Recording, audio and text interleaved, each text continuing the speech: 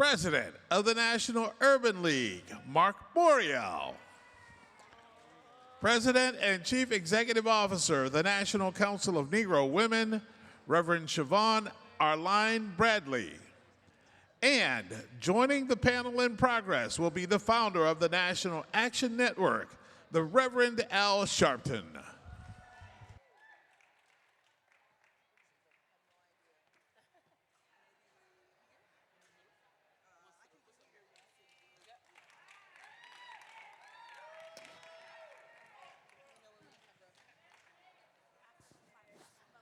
All right, y'all.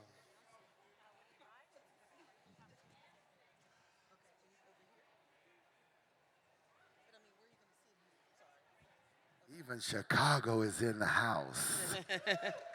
Chicago. Is Atlanta in the house? Is Birmingham in the house? Is New Orleans in the house? Leave it up to Come Mark on, Philly. Morial to take over Come through, Philly. Philly in the house? take over my session, okay? Anybody else you want to shout out? Come on, Anybody wanna shout? DC in the house. What about, Come on, DMV. what about New York Atlanta. City, Harlem in the house? Oh, come on, the A. Okay, perfect. And we got ATL? everybody. Hopefully we covered everybody. Which one? The Lou, is the Lou in Houston? the house? St. Louis and Houston. Give it up for the Lou, St. Houston. Louis. Yeah, my hometown. Houston in the house. All right, Dallas perfect. in the house. Phoenix in the house. How about LA? All right, let's wrap That this means up, Lower sir. Let's Alabama. get started. Let's get into it, okay? The people came to hear you speak, not just to shout themselves out. But welcome, everybody. This is a really important conversation. We want to talk about the country marking 250 years and what that means for Black people in general. So we have with us two of our nation's premier civil rights leaders. I would love for you to quickly introduce yourself while we wait for Rev, as much as we can wait for him. So Shavon, do you mind, Soror? Do you mind introducing yourself? Well, good evening, everybody. I'm Reverend Shavon Arline-Bradley. I'm the president and CEO of the organization founded by Dr. Mary McLeod Bethune, NCNW, the National Council of Negro Women. We were based in Washington, D.C., with the only Black and woman-owned building on Pennsylvania Avenue. So we are excited to be here amongst all my brothers and sisters. I went to school in New Orleans. I worked for this mayor, actually, when I was in college at Tulane University. So it's good to be back in the Big Easy. Absolutely. Thank you. Hey, Ashley, good to be with you. Always good to be with Shavon. First of all, good evening. And to the visitors, welcome to New Orleans.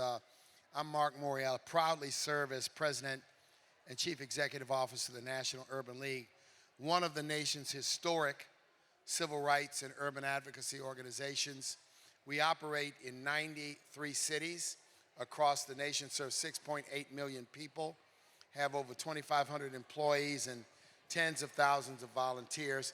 But this is my hometown, my beloved New Orleans, where I'm proud to have served 8 years as this city's mayor, from 1994 to 2002, and it is then when we created the Essence Fest and got this 32-year journey started. So always proud Give it up for the mayor. That's to right. be back here in my beloved New Orleans. Absolutely, and a long lineage of activists. You Yes. come from a long line Yes. of, we're in actually. Good troublemaker. Good. Right, trouble. right. Okay, so let's get into it. If you guys don't mind, let's start to cook. So we're marking 250 years of America. Frederick Douglass famously said, "What to the American slave is your 4th of July?" He went on to then say that, and I'm going to summarize this, that it's a rejection of freedom because slaves were not free. He wasn't rejecting America's ideals. He was challenging America to live up to those ideals. So 250 years after the Declaration of Independence, how should Black Americans think about our relationship with this country today? And the reason why this is so important, I don't know if you guys seen this news, but there are white nationalists right now marching in Washington, D.C. So are we still asking America to live up to its ideals, or are we in a fundamentally different moment? Shavon, I'd love to start with you. Well, that's why I wore this outfit today, for my independence. Just in the context of what we should be looking for. We should no longer ask the question. We should demand what we deserve. As the black community has had this very love-hate relationship, I would offer, with the United States of America, I gotta speak on behalf of black women in this moment. Black women have consistently been the most leaned in voting bloc in the United States of America. Without black women, none of these elections would have ever gone the way they have gone. I will say that we historically have seen our country turn their back on black people. And we're right in the state where the Voting Rights Act literally was the litmus test with this Calais case to see black voting rights and black districts be diluted in our power. So we're no longer asking, we're saying now it's about our power. We as black people have enough intuitiveness, enough influence, enough resources to demand that this country not only honor what we deserve, but also honor her creed.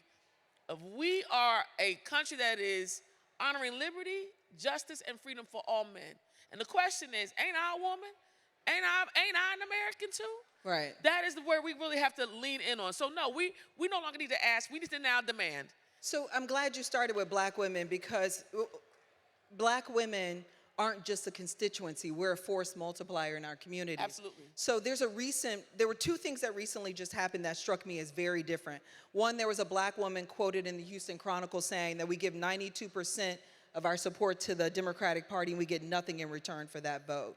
And then the other quote, that the other poll that recently came out showed that 35% of black women feel like neither party represents their interests. So what do you say to black women in this moment to get them remotivated and refocused, if that makes any sense? Absolutely. Stop protecting our peace, but get back into the fight.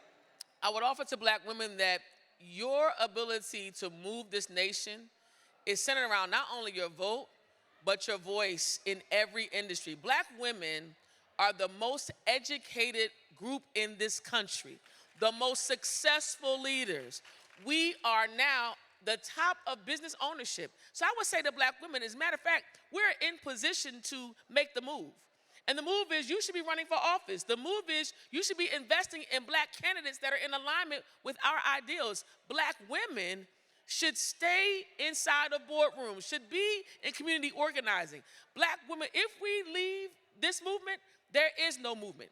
There is no church without black women. There is no movement without black women. So I would say we are leaning on us again. They've asked us to save democracy before. If we did it before, we'll do it again. Mark, give it up for that. That's a great piece of advice. Yeah. I mean, I think you're right. It is us understanding our power as black women that nothing moves without us. Nothing. So what do we do with that power? And we'll get into that a little later, Shavon. But Mark, Ambassador Young just said something just yesterday, and I don't know if you saw it. He said, and you guys all know who Ambassador Young is, former mayor of Atlanta, UN ambassador, said recently that this is the worst period he's ever witnessed in his lifetime, and he marched with Dr. King.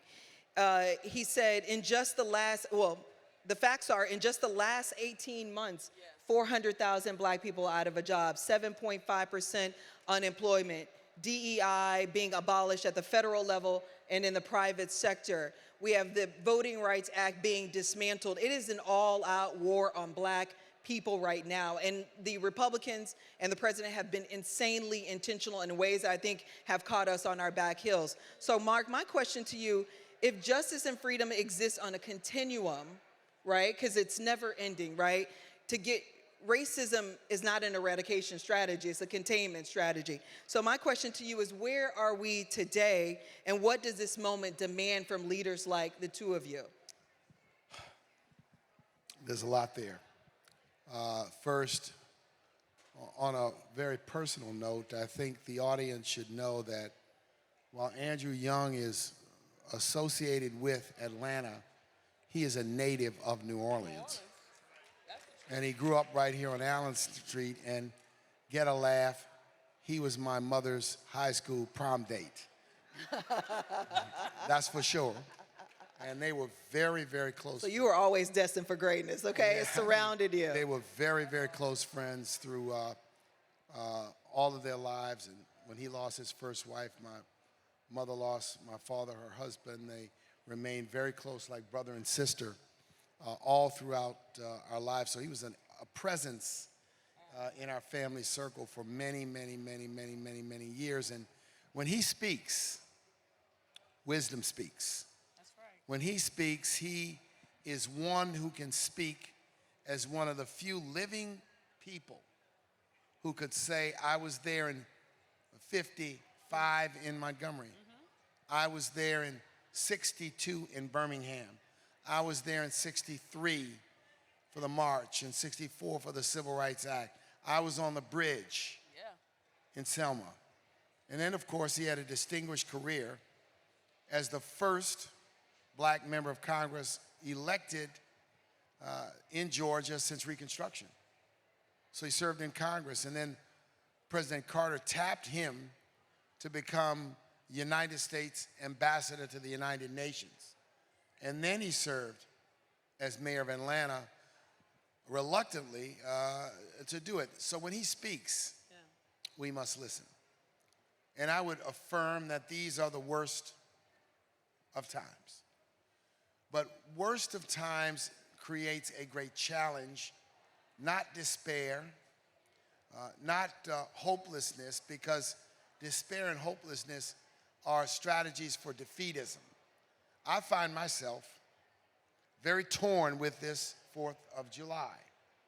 I find myself very torn by what I feel and what I see. But what my heart and soul tell me is I can't, and we can't fall into this trap of saying I hate America. No, no, no, no. I love American ideals. I love American possibility.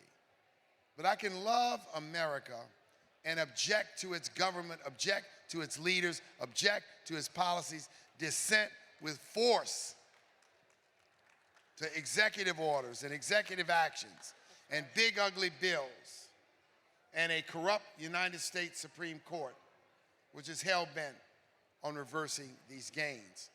What it calls for in this moment reminds me of this. When Barack Obama was elected, and I had been a few years in this job, the New York Times, the Washington Post, the Wall Street Journal called and said, by the way, now that Barack Obama has been elected, isn't it time for you to close your doors? Haven't the aims and the ideals of the civil rights movement been achieved? To which we responded, it's never been about one man. It's never been about a position, not even the most powerful position in the country. It's about the people.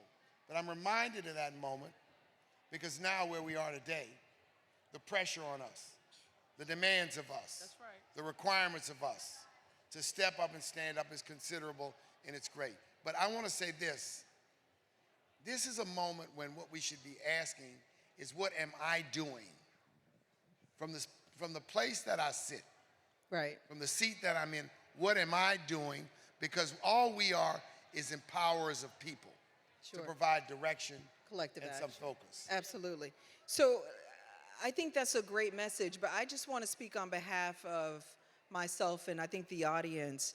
With the sustained attacks on black political and economic power that we're seeing, their attacks were coordinated. So it feels to me that our response cannot be fragmented. So you two represent two of the biggest, most powerful civil rights organizations in the nation. So I want to know, and again, I'm going to ask on behalf of this room because I think we're all asking the same question, what is the strategy? What is the strategy post all of that devastation? And then secondly, I think I want to hear how the effort is coordinated among all of the big civil rights groups, because I don't think people know they don't know this. I want to say this is a determination of the moment. This morning, here in New Orleans, 50 black elected and former black elected officials held a summit at Dillard University. And the reason why we did that is because in this moment, the organizing efforts have to be primarily at the local level. Because the damage when it comes to redistricting is being carried out in state legislatures. So what I find our role at this moment is more than ever to recognize that just a national narrative, just national strategies or national marches is not enough. Right. We have to organize in Louisiana, in Mississippi, in Alabama, in Georgia, Florida. We've got to organize in the northern states like New York, in Illinois, in Ohio, and in the western states. So a lot of what we have to do in this moment, and I think this is part of the refresh strategy, is to do more organizing at the local level. Now, when you do that, it's not going to be on Meet the Press. When you do that, No it's not disrespect to going the to be show on I'm on, right? MSNBC. And we love you on I'm Meet the Press. gonna bring it to Meet the Press, though, as much as And I they should can. know that that organizing took place. We had an unprecedented number of black elected officials. And let me tell you what we did. We closed the door, and we had a discussion for 2 hours. We held a post-summit press conference and teased some of the things that we're going to do. We didn't put our whole card on the table, and we will have multiple follow-up meetings. I'm hoping we can initiate similar efforts in other states, because it is there on the ground where we've got to do a whole lot more work. And those of us that have feet on the ground That's where we'll go. have to be much more intentional about helping our local electeds and community-based organizations respond and organize in this moment. If I can add Please to this. welcome the founder of the National Action Network, the Reverend Al Sharpton. Is he here?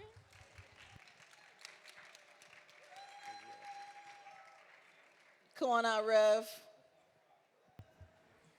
I think he's coming. Who's rolling out the red carpet for our fierce leader? Oh, there he is. There he Hey, is. Rev. Give it up. There we Give go. it up for Hey, Reverend Rev. Sharpton, please. Hey. President of National Action Network. How are you, sir? Thank you for joining us. We were jumping into this conversation about what it means to be on the ground in this moment. Yeah, the question is what are the groups, what are the big civil rights organizations doing in this moment, and how are you guys coordinating across each organization to have an outsized impact? I will say one of the focuses for NCNW has been on college campuses and in local communities in high schools. We are in 33 states and just chartered in the United States Virgin Islands and on 113 college campuses. Our focus has been high school seniors who will be eligible to vote in November. We need a cadre of mothers and fathers, families that are working with young people to begin to integrate civic engagement and civics in their curriculum. Parents, make sure that your young person gets their voting rights card, their voting card, voter ID card, in preparation for this election. We've also mobilized our fastest growing group, which are 19 to 24-year-olds. The reason why it's been working is because young people are serious about this movement, just like seasoned folk are. I don't want you to give up on young people. We are seeing a collective energy on the ground because we've been investing resources in ensuring that we can show ballots, we can show clarity on candidates, but also voter values. We're doing this program called One Nation Overcharged, talking about healthcare. Healthcare costs are a big part of these issues, economic growth. So it's about our resources and our education in college campuses and in high schools. That has been a big part of our collaborative movement along multiple chapters of the organizations. Right, because the movement was started by young people. By young people. Reverend, since you just arrived, I want to give you the opportunity to take a step back and tell us, we talked about sort of the intentionality of this president and the Republican Party to undermine black political and economic power. Over the last 18 months, we've been devastated in ways that we never anticipated or expected. So I want to give you an opportunity to tell the crowd and the audience how you see this moment and how organizations like yours are rising to meet the moment. Well, thank you. First of all, I'm sorry for being late. I had to do my show, but I wanted to be here. I think that Donald Trump and his administration is doing exactly what we warned everybody he would do. I don't know why everybody's acting in shock. We told you who he was, and he was defeated in 2020, and he got back in because some of us didn't vote. Some black men said they didn't want a woman. Well, I wonder would they like now to see a woman when they pull up to the gas pump or when they see other things that Trump is doing. So I'm not as surprised at Trump as I am energized that we need to answer this, because this could be a decisive moment in where we go. Just today, I was just talking about it on my show, that there was the Patriots, a white supremacist group, marched through Washington, D.C. with Confederate flags today on the 250th anniversary of the country. And I know that when Trump speaks tonight, he's speaking on the Mall tonight, he will not denounce that group, because it was some of the same group that marched that he called some good people on both sides. So this is what we're up against. The question is how we're going to respond. Right. We have faced adversity worse than this and won. Sometimes I think we forget who we are. I think that I was with Mark Morial yesterday at one of the Urban League functions, and I said we're suffering from Negro amnesia. We act like we have not had to fight all of our history here. So I don't know where we're so comfortable now that we did not think we had to fight when you have someone like Trump. And what we cannot be is divided. I think one of the things the 8 legacy organizations have tried to do is work together. We have different lanes, we have different styles, but we all come together around the central issue. It's like a highway. You can have 8 lanes, and as long as we all going to the same place, it doesn't matter if you stay in your lane. And if you're going to switch lanes, put a turn signal on so we don't have an accident. But I think that that is what we need. National Action Network, we have 138 chapters, and I'm active in about 47 states now. I'm trying to get to Hawaii. And we are in the tradition of Dr. King's organizations that I grew up in as a kid, and a church-based, but working with those of other faiths, as well as direct action. August 28th, anniversary of the March on Washington. We're going to Washington by the thousands. There's not been a national march, a black-led national march in Washington since this latest wave. We need everybody there. The Urban League and Mark Morial are co-chairing the march with Martin Luther King III and I. And so is our sister here, the diva, the Reverend, and NCNW is a co-chair. So it's not a march for any one of us, and neither was the march in '63. What a lot of people didn't understand, Dr. King did not call that march. A. Philip Randolph did. Yes. The march was called by A. Philip Randolph and Whitney Young and Roy Wilkins, and Dorothy Height played a role. And this is a collective statement. When we see everybody on the mall but us making a national statement, it sends the wrong signal. And that march can be a jump start to what goes into the midterm elections. We also, I think, cannot get sidetracked with them creating distractions. This whole fight about progressives against establishment. Well, let's define progressive for who? Who is the one making progress?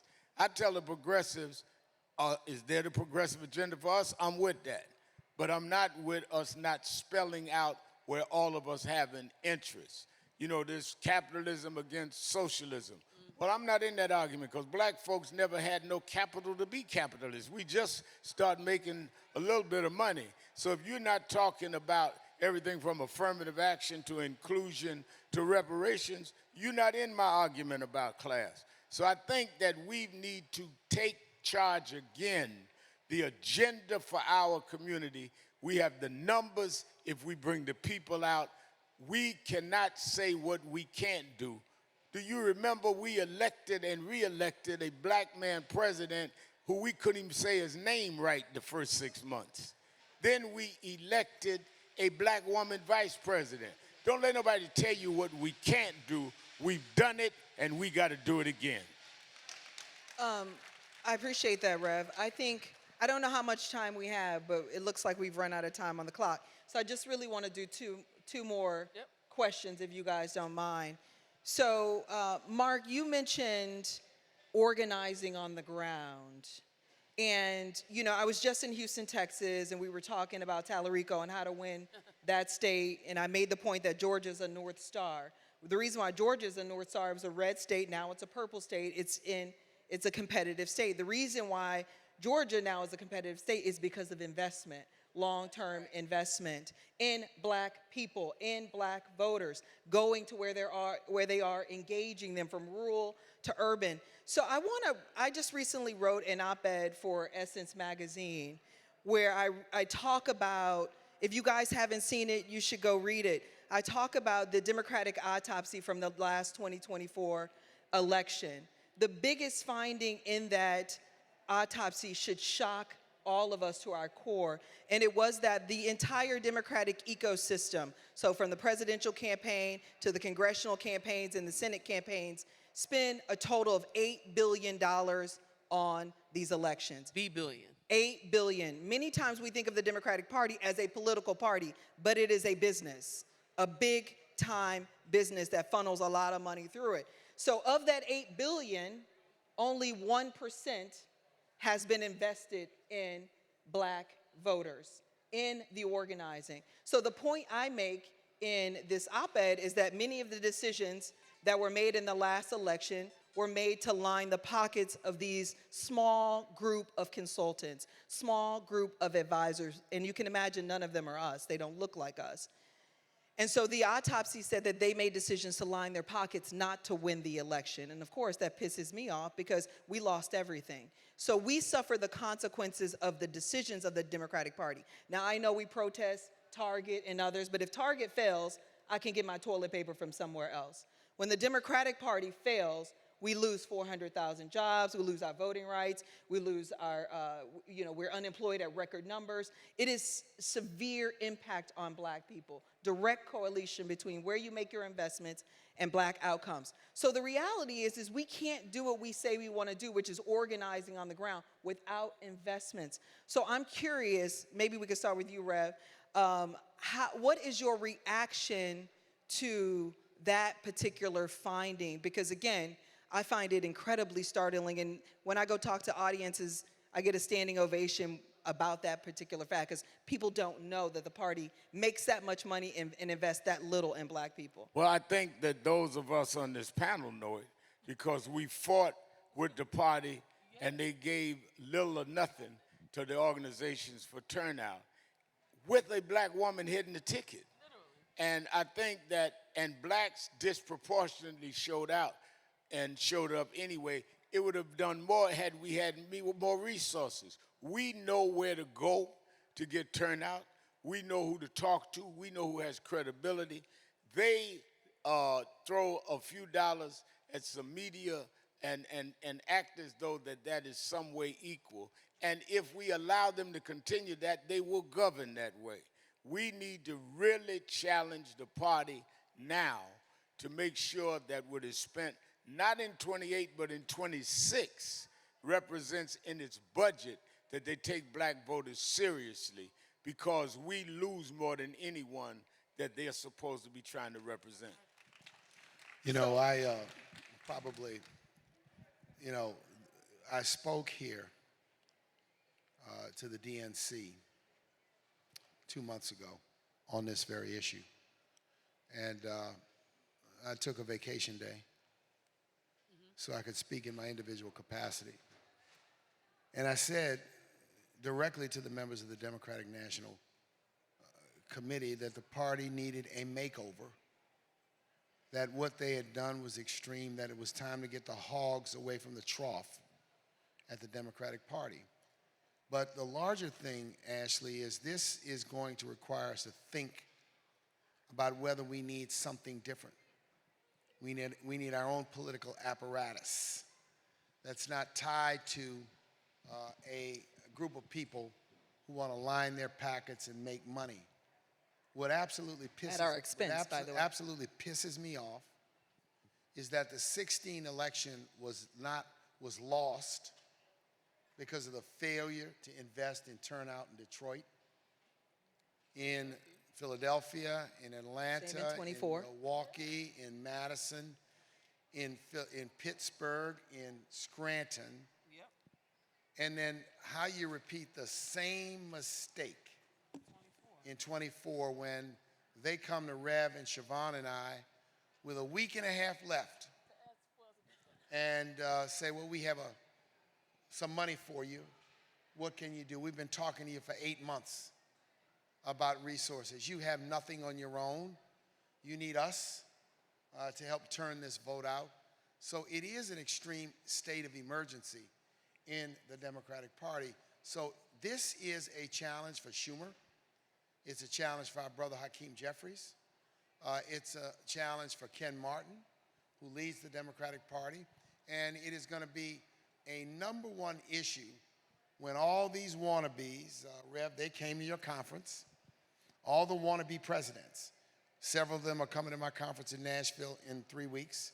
And I will ask them about this very, very question. I want to get public commitments from them to invest in the black community. One of the reasons why Barack Obama was successful is months before he entered a primary, he was organizing on the ground in all of these areas with volunteers, with paid staff, with activations.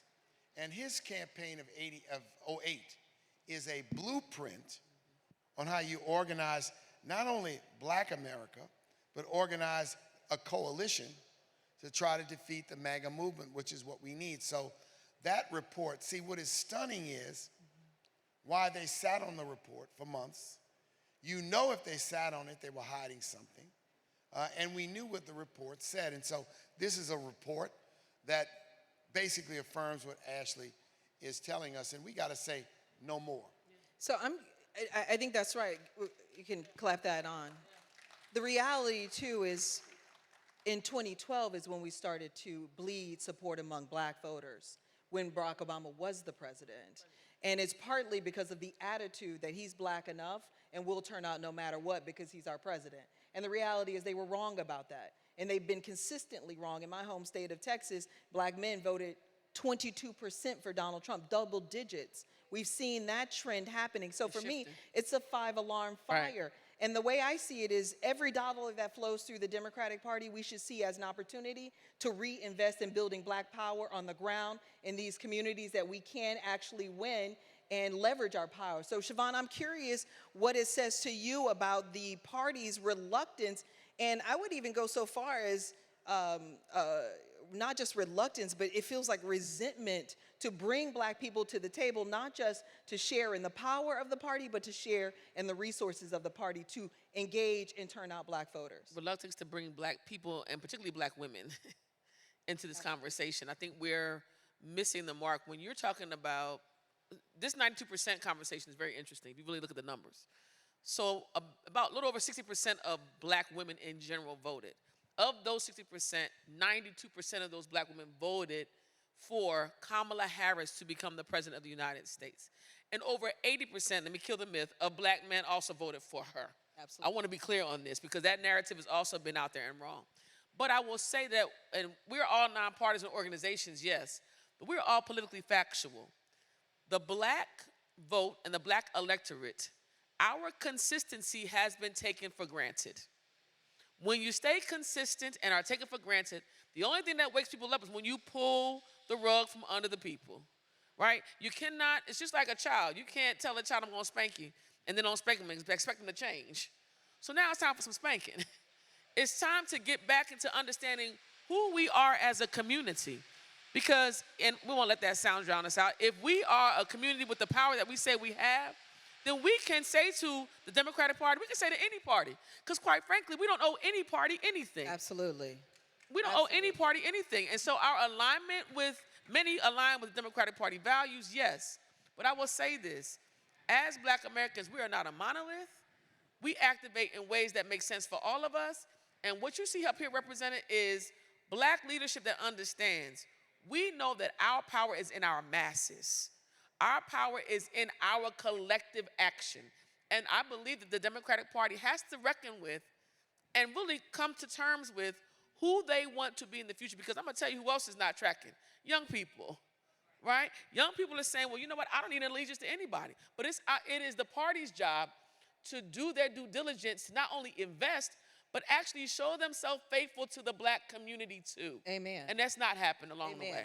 Can we get an applause line for that? Because I will tell you, when black women were losing their jobs, when the report first came out, I called the DNC and I said, what have you guys said about black women losing their jobs? They hadn't said anything about it. And I think that that's deplorable, and we should be demanding more. But now we're kind of out of time. I want to just do one more round of questioning. We've got people here, and we've got people watching. I would love for each of you to talk about what people in this audience and watching can do to support your organization's efforts, and what your organization is committing as a reciprocal to support black people in this moment. I'll start. You want me to start? First and foremost, so NCNW is a part of a larger collective called the Black Women's Leadership Collective. Our goal over these next 2 election cycles is to register 1 million new black voters for this upcoming election and next election up until 28. Why are we doing that? We're doing that because we need to overperform in voter turnout, not just voter registration. So NCNW is committing something called Power Up Ready to Vote. In 16 states where we have an election in these midterms that we're tracking, we want to power up. That means, one, identifying, like you said before, high school seniors and college students. Number 2, we are also going to be investing in ground game work. We've got to go back to the old school. Door knocking. We've got to get back to the old school, making phone calls, going into faith houses. But here's your takeaway. Your takeaway is to commit from where you sit. What does that mean? That means if you know a person living with a disability, drive them to the polls. If you know someone that has not registered to vote, set them up with the vote.org to make sure they register to vote. Also, in your commitment, organizations like ours need your support. I said this earlier. 1 cup of Starbucks a month to a black organization will save the black organization.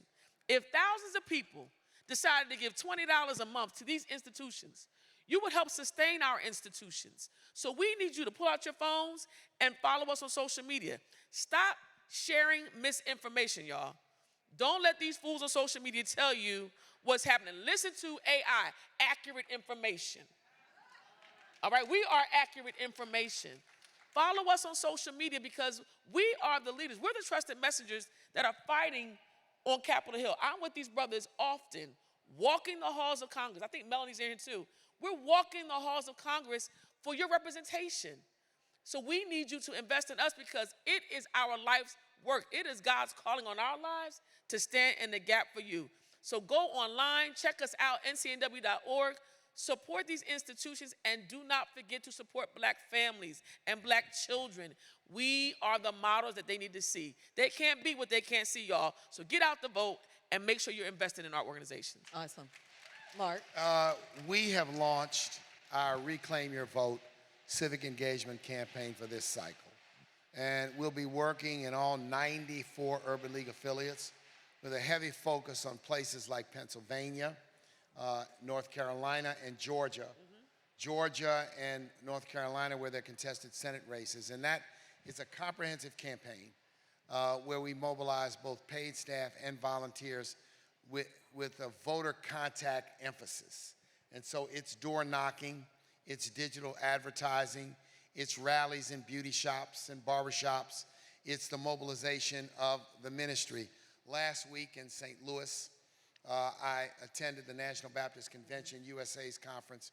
We signed a brand new memorandum of understanding, Rev, and both of you all, Rev and Rev, with them. And what we are doing is we are asking all pastors to message specifically around civic engagement and economic empowerment on the 4th Sunday of every month. So we're trying to mobilize a coordinated messaging campaign with the National Baptist Convention USA and its member churches. Next week, I'll be in Orlando attending the annual conference of the Full Gospel Baptist Church, which incidentally was founded here in New Orleans by the legendary Bishop Paul S. Morton who pastored Greater St. Stephen's Baptist, Full Gospel Baptist Church. Again, they are a Baptist Pentecostalist leaning organization. And so those two memorandums, and the Boyce Kimber, the president of the National Baptist Convention, Shavon and Rev, want to bring all of us to their next gathering to have a broader civil rights partnership with the black churches. So those are a number of things. And the final thing we're going to be doing in Nashville in about 3 weeks, we will be releasing this year's State of Black America report. We have embedded in it this year a voter guide, and we're also going to be releasing a black consumer report to educate us around our consumer power and how we can better leverage our economic power. So we are trying to build information and tools that all of us can use, but the linchpin of it is all of us are going to focus on getting this vote out. That's right. All of us are going to focus on educating. What can you do? Come get involved with us. Please. Come volunteer. Give me some time. Give me a couple of Saturdays. Give me some time to be involved. We got to get people involved in the old way, yes, but you can, it's a lot of fun, and it's exciting, and it's affirming to get out in the community and talk to people. Mark, I was told by people here in New Orleans that they call you Black. And it's for obvious reasons. I can tell why. They call me Black too for the same reasons. But you said something on stage this morning, and you said, we've got to get gangster. The Rev talked about a march. We do a lot of marching. What in this moment does gangster look like to you? I mean, a lot of what we just said is fundamental, and I believe we need to do that. But is it what beyond the usual can we do that's gangster? So to here respond in to Louisiana, the state attorney general, 3 weeks ago, the state attorney general, there was a dispute over the elimination of a clerk of court position held by a black man named Calvin Duncan, recently elected returning citizen. That's right. And the state attorney general, when several black elected officials and the mayor of this city, Helena Moreno, stood up to push back against that and criticize the actions of the legislature and the governor, the state attorney general sends a letter on official letterhead to each of these elected officials saying, I'm going to prosecute you under an 1872 statute that they used to silence people. Now, I would have wanted to see an immediate response to that from leaders and elected officials here in New Orleans. And I got to town earlier this week. I did not see the response. Therefore, I called my own press conference to call out the actions of the state attorney general. See, what we've got to do is never, ever, ever, ever, ever let anybody think that they can intimidate us and make us scared with a bunch of loud talk and rhetoric. See, Trump specializes in that. You should see how some of these business executives and senators act because they're afraid he's going to hit them with a tweet. And, you know, I don't know how we were built. I know how we're built. And you do that to me, and I'm ready for a real old-time fight. And when I say go gangster, we have to be stronger because we've got to let people out in the community know that we are not going to be intimidated. When we speak up for y'all. We're not speaking for ourselves. And so in this moment, when things are done that are offensive to our community, we have to respond forcefully, intelligently, and consistently. And in a coordinated fashion. Thank you for that. Rev, I'd like for you to close out with what everyone who's watching can do to support NAN and what you guys are doing to support. Well, first of all, they can go to nationalactionnetwork.net and see the chapters that are near them and join. One of the things I do, and I learned it as a student under Jesse Jackson, is we have rallies every Saturday I do it in Harlem. Our chapters do it, and it's live on the radio, on the black radio stations. Why? Because people that listen to a black station rally are people that'll vote, and we need to energize that vote. People talk about, well, do they listen to AM radio? Those that do, we're on FM in New York, but those that do are people that are civic-minded. We have to energize them. We have to work everything from the churches to the pool room.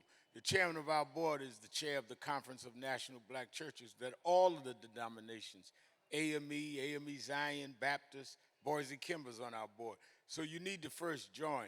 Second, you need to mobilize in your community from the bottom up. There has never been an elitist black movement. It always comes from the bottom up, and it's members of organizations or that form organizations that's affiliated. I would differ with you saying we always march. We don't always march. We marched in Alabama this year and Mississippi. That's about the only march. People tell me when I say got to be at the March on Washington, we got to bring in tens of thousands. And one guy said to me, yeah, I agree that I'm tired of marching. I said, what's the last march you've been to? I mean, think about that. We have not, everybody been marching but us. I see no King's March. I see no this march. Where are we? And our silence gives the message to our community that we are content or that we've got to take orders from others. So be involved in the march, be involved in the chapters, and don't sit down.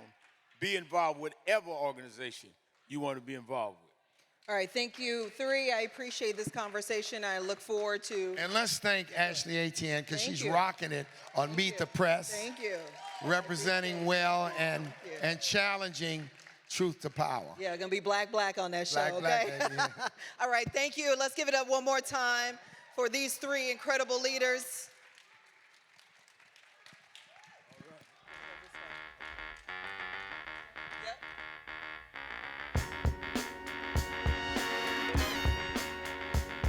Yep.